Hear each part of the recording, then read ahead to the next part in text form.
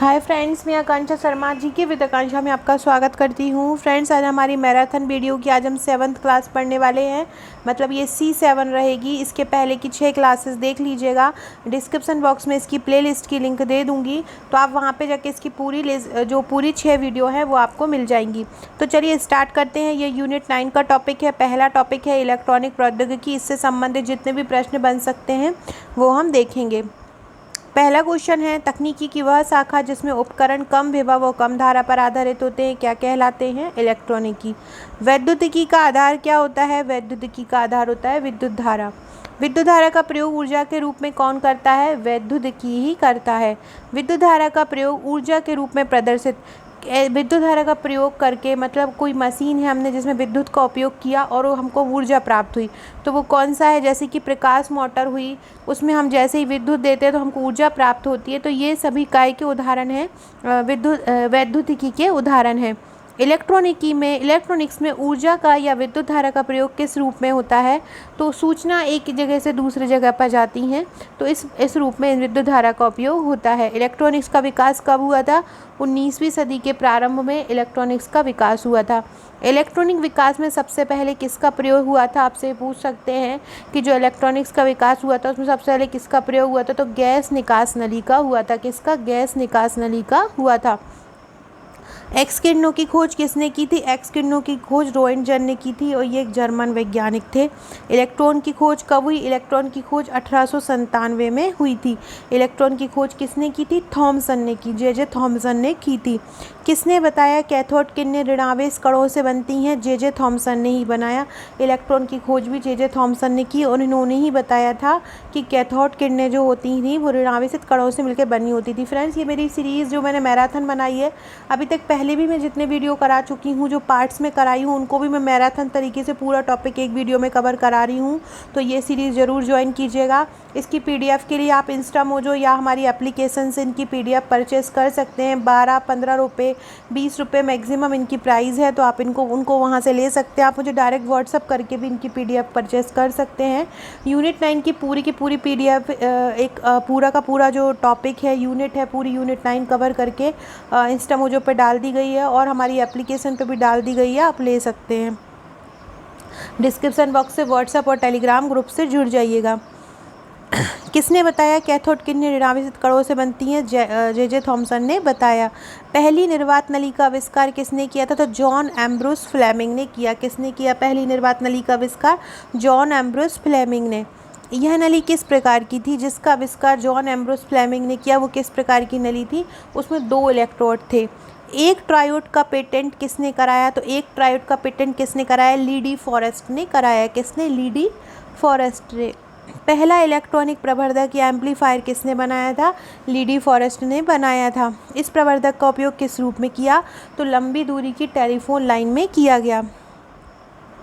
Triode tube का इस्तेमाल दौलित्र के रूप में किसने किया? तो ट्रायोड ट्यूब का इस्तेमाल दौलित्र के रूप में किया लीडी फॉरेस्ट और एच आर्मस्ट्रॉन्ग ने।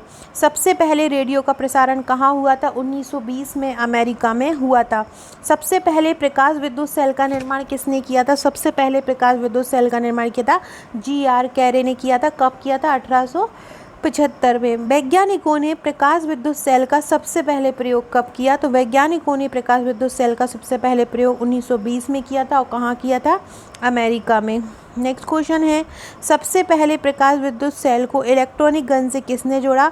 तो व्लादिमीर के जोरोकिन ने जोड़ा। सबसे पहले प्रकाश विद्युत सेल को इलेक्ट्रॉनिक गन से किसने जोड़ा? व्लादिमीर के जोरोकिन ने जोड़ा। कब जोड़ा? 1923 में। इसी से टीवी की कैमरा ट्यूब बनी थी। मैग्नेट्रॉन का आविष्कार किसने किया? अल्बर्ट डब्ल्यू और हॉल ने। मैग्नेट्रॉन का किसने किया? अल्बर्ट डब्ल्यू और हॉल ने।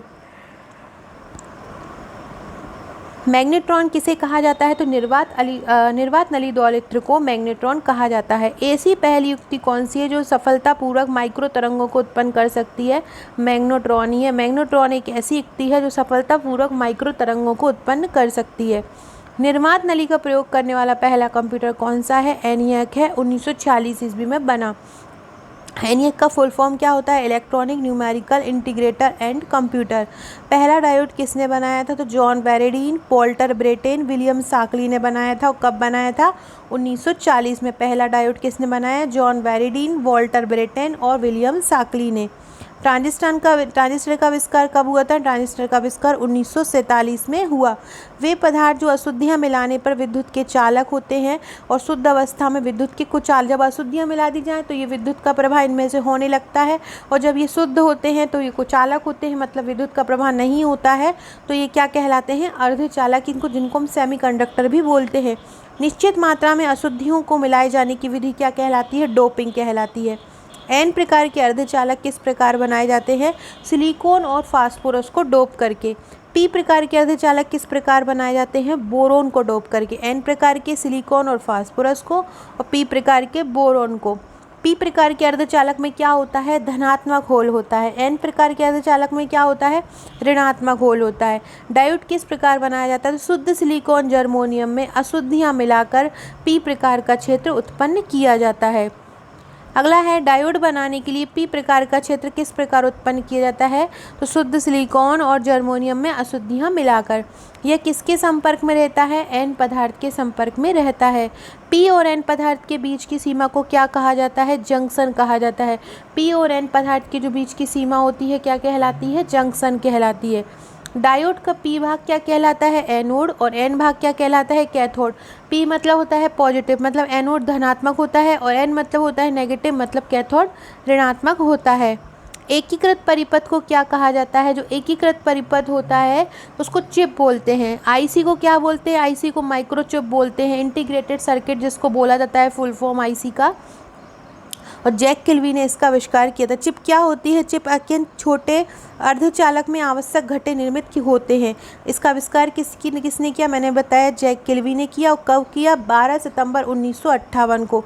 जो आईसी चिप आई थी, मतलब जो आईसी था इंटीग्रेटेड सर्किट जिसको माइक्रोचिप बोलते हैं, 1958 में आया था। कौन लाया था? जैक किल्वी। अतिचालक की खोज कब हुई थी? 1911 में होती। अतिचालक की खोज किसने की थी? कैमरलिंग और ओन्स ने की थी। यदि पारे को 4 डिग्री के नीचे ठंडा कर दिया जाए तो वह विद्युत का पूर्ण सुचालक बन जाता है। अतिचालकता का सिद्धांत किसने की? अतिचालकता का जो सिद्धांत होता है किसने दिया था? अतिचालकता का सिद्धांत जो था वो BCS सिद्धांत था, और ये किसने दिया था? तो अतिचालक का BCS सिद्धांत ये उनके ही नाम पर है जो वैज्ञानिक थे, जैसे वर्डियन थे, लियोन कपूर थे और रॉबर्ट थेफर थे। किस सिद्धांत ने पहली बार सभी अतिचालक पदार्थों के गुणों की व्याख्या की? BCS सिद्धांत ने। कूपर बॉन्ड क्या होता है? तो अतिचालकों में इलेक्ट्रॉन जो होते हैं वो स्वतंत्र रूप से गति नहीं करते, मतलब बंधे हुए रहते हैं, या वे जोड़ी बनाकर गति करते हैं। इन जो जब ये जिनसे ये जोड़े बनाकर गति करते हैं उनको हम कूपर बॉन्ड कहते हैं। ये बॉन्ड सामान्यतः इलेक्ट्रॉन से बिल्कुल अलग होते हैं और बोसोन की तरह व्यवहार करते हैं। फ्रेंड्स, हमारा जो अगला टॉपिक आएगा, जो मैं अगला मैराथन लेके आऊँगी, वो खाद्य प्रसंस्करण लेके आऊँगी, तो आप सभी लोग उसको ज़रूर देखिएगा। और अभी शाम को मैं अपना टेस्ट का जो सीरीज़ चल रहा है, मेरी जो टेस्ट सीरीज़ है 100 टेस्ट की, मतलब 10,000 प्रश्नों की, उसका एक टेस्ट आपको लेके आऊँगी 98। जो भी टॉपिक रहेगा वो उसमें पूरा कवर रहेगा। अतिचालकों को कितने भागों में बांटा गया है? 2 भागों में बांटा गया है, टाइप 1 और टाइप 2। बुलेट ट्रेन किस सिद्धांत पर कार्य करता है? माइजनर प्रभाव। बुलेट ट्रेन किस पे काम करता है? माइजनर प्रभाव पर करता है। मैग्लेव ट्रेन किसे कहते हैं? तो वह ट्रेन जो मैग्नेटिव लेविटेशन तकनीक पर आधारित होती है। क्या होती है मैग्लेव ट्रेन? जो मैग्नेटिव लेविटेशन तकनीक पर आधारित होती है। मैग्लेव ट्रेन की गति कितनी होती है? 500 किलोमीटर प्रति घंटा होती है। अतिचालकता और इससे जुड़े अनुसंधान और विकास कार्य को बढ़ावा देने के लिए किसका गठन हुआ? तो कार्यक्रम प्रबंधन बोर्ड का गठन हुआ। किसका हुआ? कार्यक्रम प्रबंधन बोर्ड का गठन हुआ। फरवरी 1911 में दोनों को सम्मिलित रूप से राष्ट्रीय अतिचालकता विज्ञान और प्रौद्योगिकी बोर्ड का नाम दिया। जो कार्यक्रम प्रबंधन बोर्ड था और उससे जुड़े अनुसंधान थे उनको सम्मिलित किया गया 1991 में, और राष्ट्रीय अतिचालकता विज्ञान और प्रौद्योगिकी बोर्ड नाम दिया गया। भारत में राष्ट्रीय अतिचालकता कार्यक्रम के पहले चरण में कितनी परियोजनाओं को आरंभ किया गया? तो 65 परियोजनाओं को आरंभ किया गया। कितनी? 65। राष्ट्रीय भौतिक प्रयोगशाला कहाँ है? नई दिल्ली में है। टाटा मूलभूत अनुसंधान संस्थान कहाँ है? मुंबई में है। भारतीय विज्ञान संस्थान कहाँ है? भारतीय विज्ञान संस्थान बेंगलुरु में है। भाभा परमाणु अनुसंधान संस्थान कहाँ है? भाभा परमाणु अनुसंधान संस्थान मुंबई में है। इंडियन इंस्टीट्यूट ऑफ टेक्नोलॉजी कहाँ है? चेन्नई में। केंद्रीय कांच और सिरेमिक अनुसंधान संस्थान कहाँ है? तो केंद्रीय कांच और सिरेमिक अनुसंधान संस्थान है कोलकाता में। केंद्रीय इलेक्ट्रॉनिक्स इंजीनियरिंग अनुसंधान संस्थान कहाँ है? राजस्थान के पिलानी में है। भारत में इलेक्ट्रॉनिक्स की शुरुआत कब हुई थी? 1950 में हुई थी। और इलेक्ट्रॉनिक्स विभाग की स्थापना कब हुई थी? 1970 में हुई थी। दोनों पॉइंट याद रखिएगा, इलेक्ट्रॉनिक्स की शुरुआत 1950 में, वो विभाग बना था 1970 में। और इलेक्ट्रॉनिक विभाग के प्रथम अध्यक्ष कौन थे? तो MGK मेनन थे। कौन थे? MGK मेनन थे। सबसे पहले ट्रांजिस्टर का प्रयोग भारत में कब हुआ था? 1970 में हुआ था। प्रथम बार रंगीन टेलीविज़न का उत्पादन कब हुआ? 1982 में। प्रौद्योगिकी विकास परिषद की स्थापना कब हुई? अक्टूबर 1973 में हुई थी इलेक्ट्रॉनिक आयोग द्वारा। फ्रेंड्स, वीडियो अच्छी लगे तो लाइक ज़रूर कर दीजिएगा और शेयर कीजिएगा। जिस भी विषय पर वीडियो चाहते हैं बताइएगा। करंट अफेयर्स का वीडियो की चिंता मत कीजिए, मैं बहुत बेहतरीन करंट अफेयर्स आपके लिए लेके आने वाली हूँ। इलेक्ट्रॉनिक हार्डवेयर प्रौद्योगिकी पार्क योजना का आरंभ कब हुआ?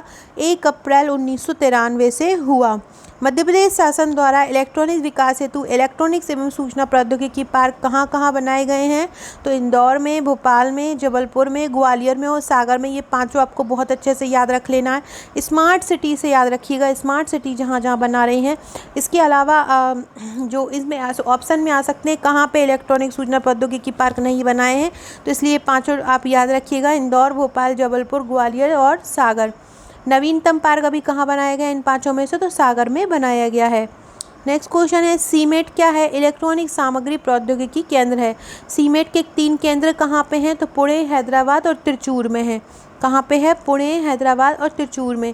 समीर क्या है? तो एक सूक्ष्म तरक इलेक्ट्रॉनिक इंजीनियरिंग अनुसंधान संस्था है। ये एक स्वायत्त अनुसंधान और विकास प्रयोगशाला है।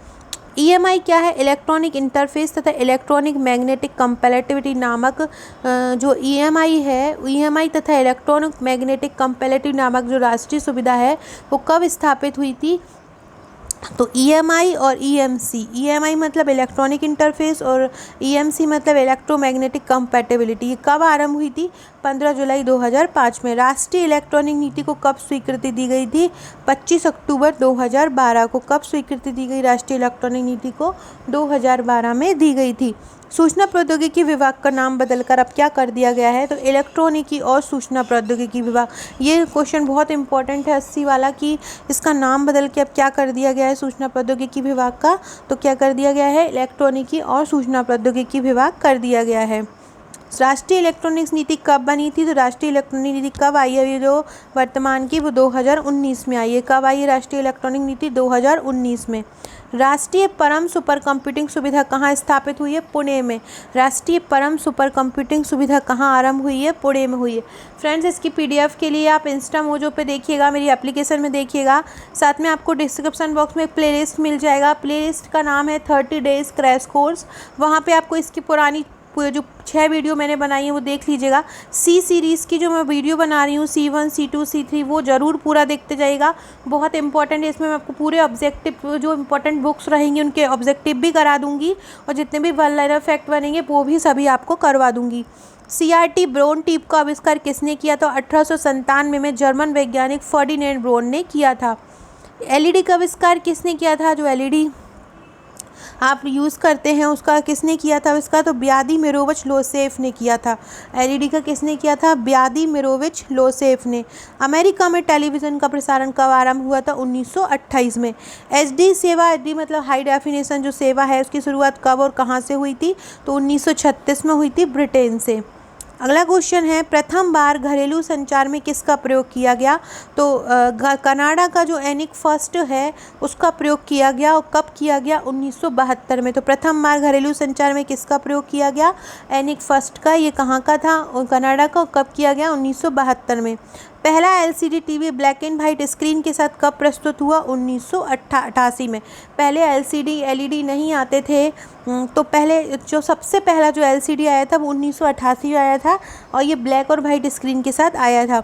भारतीय सार्वजनिक सेवा प्रसारक दूरदर्शन की स्थापना प्रसार भारती के एक प्रभाग के रूप में कब की गई? 1959 में।